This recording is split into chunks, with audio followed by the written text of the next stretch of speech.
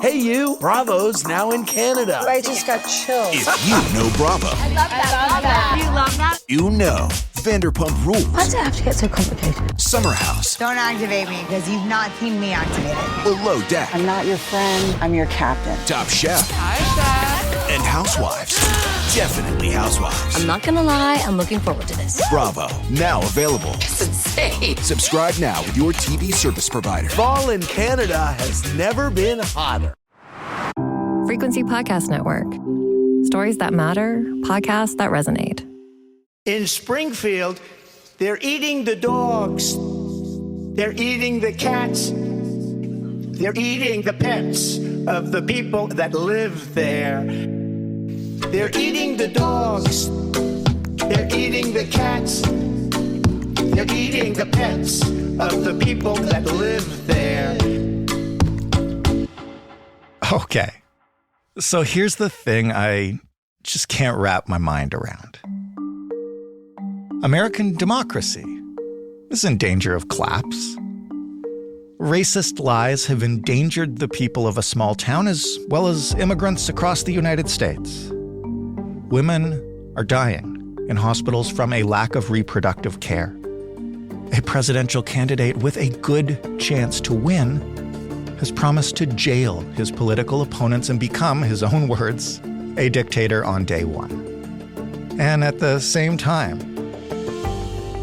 the cat memes have never been better. We're effectively run in this country via the Democrats, via our corporate oligarchs, by a bunch of childless cat ladies. By a bunch of childless cat ladies. We're effectively run in this country by a bunch of childless cat ladies. Today's episode is an attempt to grapple with existential threats as well as existential coping mechanisms. To examine why exactly cats have taken over the 2024 U.S. presidential election. Yeah, it's ridiculous. It's also deadly serious. It speaks to the place that cats hold in our popular culture and cat memes and what that means. And it offers insights into just how campaigns are fought these days, even when the stakes are highest. But also, I don't know. How did we end up here? You tell me.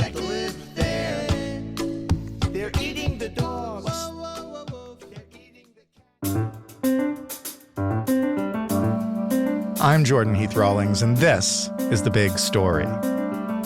Igor Bobek is a senior HuffPost reporter who covers Congress, the White House, and political campaigns, and, now, cat memes. Hello, Igor. Thanks for having me.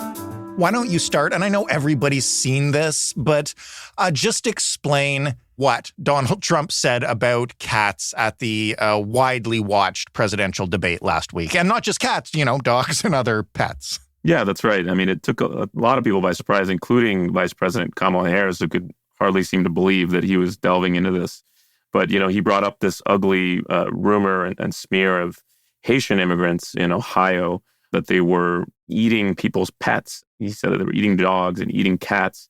It's this online rumor that's been going on now for several weeks that actually started as, some of these things often start on Facebook, on a Facebook group. And, it wasn't even a firsthand type of thing. It was somebody had heard from somebody's daughter, from somebody's neighbor, that there was a cat who was dead and was hanging off a tree and, was in front of a Haitian migrant's house. And so from there on, this thing kind of took a life on its own. It was picked up on the, the bowels of the right-wing blogosphere and the internet and Twitter, and somehow managed to find its way on a presidential debate stage, if you can believe it. Donald Trump sharing something unverified and false, as well as his running mate, J.D. Vance, had also amplified this, even though, he represents the state of Ohio in the U.S. Senate. He was sort of whipping up his supporters and Republican voters to take a firmer stance against immigration and pointing to these ugly rumors that are completely false. The state's governor had said so, and police had said there's no merit to it. And yet here we are, everybody's talking about cats now. And there have been a lot of memes about this rumor, lie, whatever we're going to call it. And we'll talk about the seriousness of it in a moment. But first of all, there are the memes that came around from the right-wing bowels of the internet around what J.D. Vance had said. And then post-debate, there have been memes, I guess, on the opposite side of the aisle from Kamala Harris supporters or people basically just mocking the ridiculousness of it. Can you just describe those two kind of combating internet phenomenons? Yeah, I mean, it was absolutely absurd. You had conservatives, including Trump's son, Don Jr., tweeting these AI-generated memes of Trump holding cats and geese and ducks in his arms and being, protecting them and shielding them, but also some ugly ones. Ted Cruz, the Texas senator, tweeting, don't let immigrants eat your pets, with photos of cats. And then on the other side, you had Democrats mocking Trump over this story when he had finished debating Kamala Harris and not done so well. I think that was the basic takeaway from the debate, is that she wiped the floor with him. But the memes were showing him with cats, and that's all he had at the end of the debate is nothing else. On the one hand, we have his statements at the debate being turned into like songs and people are sharing them and it's funny. And then on the other side of this, right, tell us about the fallout from this, because these are really serious and ugly allegations about immigrants who are here legally and everything else. Yeah, I mean, absolutely. It's been a hellish week for the city of, it's a relatively small city of 50, 60,000 people that has been strained by this influx of migrants, Haitian migrants. But now you're seeing these poor immigrants who came here, who are legal, by the way, who have temporary protected status, who came there to work, to get a job, and are now being vilified. There are bomb threats. Public schools are being closed. Universities are being closed there. It's kind of become a vortex in this campaign. And really, I've never seen anything like this. You have a representative, a senator, whipping up a mob against his own constituents. And you also have a presidential candidate doing that as well. But it's not just, Democrats there. It's Republicans as well who are saying that this has gotten out of control. And it's incredible that every election, it seems, we talk about the culture of the internet having more and more influence on the real campaign. And the reason I wanted to talk to you about this today is because there's nothing that summarizes the internet better than, cat memes. And this is not even the first time that this has happened in this campaign. Can you explain the other instance that left, I guess, the entire American political world discussing cat ownership? Yeah, I mean, if J.D. Vance, again, if you can believe it. I can, actually. Several years ago, he had lamented that, quote, childless cat ladies were, not starting families or choosing not to have children. And he's had several of these viral clips where he's speaking down against a group of women, particularly who have, for one reason or another, decided that either they don't want kids or they can have kids. And very relevant to this discussion over, IVF and in vitro fertilization, whether people have access to it or not, and whether Republicans want to do away with reproductive rights. Right. So his comments there have touched a very live nerve, angering a lot of women, not just Democrats. J.D. Vance, if you take a look at his poll numbers, has a sharply negative favorability rating, which is not the case for the Democratic vice presidential runner, Tim Walz. So it's become a huge issue for him.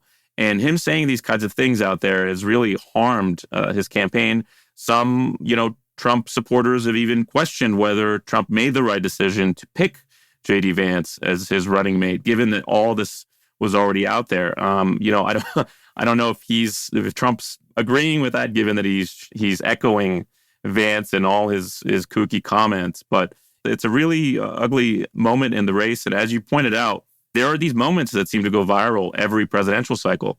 The campaign is so long and things tend to go viral. In 2012, there was a similar moment where Mitt Romney, in his story about his dog back in the 1970s and how he had tied the poor dog to the roof of his car, his dog named Seamus. Oh, right. That had gone viral and Democrats were attacking him over that.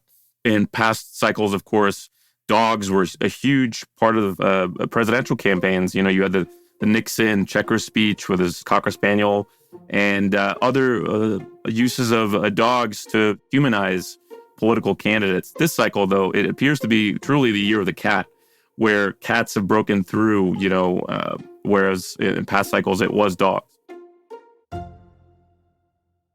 Hey, you. Bravo's now in Canada. I just got chills. If you know Bravo, I love that. You love that? you know Vanderpump Rules, Why does it have to get so complicated? Summer House, Don't activate me because you've not seen me activated. Below Deck, I'm not your friend. I'm your captain. Top Chef, and Housewives.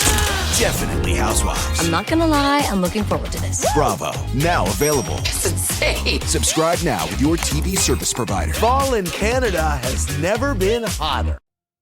I mean, I'm asking you now the difference between cats and dogs, which is a hilarious thing to do on a podcast. But why cats this time, I guess, and why do they seem to have this kind of significance, particularly for Republicans attacking Democrats? Yeah, I think that, on the surface level of it, it's absurd, right? Why are we talking about cats? But underneath, there is this issue of gender and the role gender is playing in this election. A lot more women support Harris than they do Trump. And I think studies have been shown that Democrats tend to lean closer to cats, owning cats, than do Republicans. So I think Republicans are trying to use this archetype of a Democrat or liberal voter who has a cat, who's sitting at home, not doing anything, not starting a family, as sort of trying to gin up their base. I know the polls can kind of go back and forth and all over the place, but are there any indications that those smears have been working, whether it is the anti-migrant smears or even just the childless cat lady stereotypes they're pushing? Yeah, unfortunately, it's a great question. Unfortunately, I don't think the Trump campaign cares about whether it's working at all. What they want to do is get this issue of immigration and, frankly, people of color who they don't think should be here into the national discussion. So whether they make up fake stories or not, and as J.D. Vance, I believe yesterday, acknowledged, he said, it doesn't matter if we create stories. He said this on CNN. He said, it doesn't matter if we create stories as long as the media is talking about it, right? So as long as that the immigration issue is a live one where Republicans have the advantage, they're happy to take this to the bank and have this discussion. It's not always been Republicans discussing cats, though. Can you, I know Joe Biden is no longer in the race, but he's been involved in this too. Can you explain his, I guess, cat snafu? I don't know what to call it. Well, Joe Biden, who has two dogs who have gotten themselves into trouble in the White House for biting Secret Service officers, also during his debate with Trump that went very poorly for him, had used the image of cats to slam Trump, talking about his many felony charges, saying he had the morals of an alley cat, right? Questioning his ethical behavior. Some cat owners did not take very kindly to this expression. Now, Joe Biden is a very old man, and he often tends to use expressions that most people don't use anymore, right? So I don't think I've ever heard of this expression before. Right. I've interacted with many a nice alley cat. So. It's a great analogy, though. You have to admit, it's really colorful. It is. It brings to mind, what's the Disney movie? I'm the blanking Aristocats. On the name. That's right. A favorite of the daughter in my house. Listen, you mentioned that J.D. Vance's stereotypical childless cat ladies was angering women. Mm-hmm. One woman in particular. Who's the childless cat lady in chief, and what's her role here in the next couple months? Potential future president, maybe? I don't know. Taylor Swift. Hey, if Donald Trump can do it, there's nothing you can rule out. Absolutely. Although arguably she's got more power than a president right now, I think. But she had finally weighed in. People were waiting on to see what she was going to do with this election. She had, in prior elections, had spoken up in favor of Democrats. And until the debate last week between Trump and Harris, she had finally weighed in, posting on Instagram a picture of one of her cats, a very cute black and white cat, endorsing Harris, urging people to vote, and signed it, childless cat lady, Taylor Swift. And obviously a huge dig against Trump and Vance. And Trump did not take it very well. Over the weekend, he had posted on his website, Truth Social, "I hate Taylor Swift," in all cap letters, as a normal presidential candidate right. would. I'm not sure why he did that, but as far as as far as winning the votes of Taylor Swift fans, who I believe there are a lot of conservatives also. I'm not sure how that helps them. The last aspect of this I want to talk to you about is, we're a Canadian podcast, so we cover the American election every couple of weeks or so, because obviously it's incredibly important for us up here too. And I want to ask you a little bit just about the absurdity, I guess, of your job right now, which is we're having this conversation about cat memes and Taylor Swift and the way that both sides have been making fun of one another online. And at the same time, there's creeping fascism in America, and the stakes for this election seem so absurdly high. And how do you balance that in your work, I guess, day to day, knowing that, this is what people are talking about, but this is also what's at stake here? Yeah. I mean, you hit the nail on the head, and I'm not going to lie to you. It's hard because, we as the media, and I'm talking about the broader, we have an issue with chasing, the shiny object, chasing a cat toy. I'll use that as a metaphor, where Donald Trump knows that he can shine a shiny object at us and we will go chase it. And it's just impossible to ignore. He does it almost every week now. He did it as president. He'll tweet out something crazy, something racist. And the nature of the business is you have to go cover that, right? And what does it mean? What's the impact? There's these panels on television. We're asking members of Congress questions about it. And you sort of get lost in the craziness. And I think that's what he's banking on to get him through this election. And if we're talking about cats or whatever else latest ridiculous thing we're talking about, we're not talking about his plans for, mass deportations or getting away with entire departments of government or some of his other designs that would increase his power and make him largely unchecked if he wins the White House again. So it's definitely hard. I'm not going to lie to you about that, but we do our best to kind of ground some of this more absurdity into the fact that here are his policies and what he's going to do when in office. And I mean, listen, we called you. I mean, we have covered this very seriously, but we also called you because this stuff is fun to talk about, and talking about what's at stake in the election. Not only have we all done it up here, and you are doing it down there every single day, it gets depressing. And Igor, there's a long time to go until November still. Yeah, for real. I'm scared. We're all scared about, it used to be that the election came and that was it, right? You could take your vacation. You could, I remember in 2016, I went up to Toronto, the weekend after the election, because I was like, I'm checking out. It's my vacation. This time around, I'm not making those plans. I'm blocking off the next 2 or 3 months after the election because I'm afraid of what might happen. There's already been 2 attempts on Trump's life. There could be even worse things happen, another January 6th possible scenario. So that's kind of top of mind right now, underneath all this kind of absurdity that's going on. And if a cat meme can get you through the day, then it makes it only 48 to go, I guess. Yeah. That's right. Thank you so much for this. I'm glad that we had some fun with it. I'm also glad we got at what's really going on here. So I really appreciate it. Thank you. Igor Bobik is a senior HuffPost reporter covering the presidential campaign in the United States. It is serious, I swear. That was The Big Story. For more, you can head to thebigstorypodcast.ca. It will not surprise you, actually it may, to know that we've done many episodes on cats. Type it in to the search bar at the bottom of the page, see what you find. Some of them are unique, I will say that.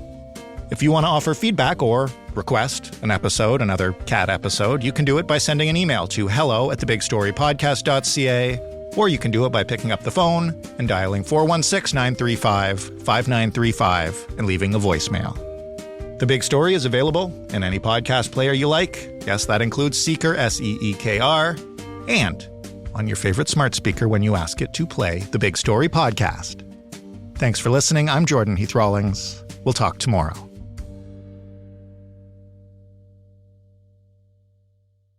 Hey, you! Bravo's now in Canada. I just got chills. If you know Bravo, I love that. You love that? you know Vanderpump Rules, Why does it have to get so complicated? Summer House, Don't activate me because you've not seen me activated. Below Deck, I'm not your friend, I'm your captain. Top Chef, Hi, Chef. And housewives. Definitely housewives. I'm not gonna lie, I'm looking forward to this. Bravo, now available. It's insane. Subscribe now with your TV service provider. Fall in Canada has never been hotter.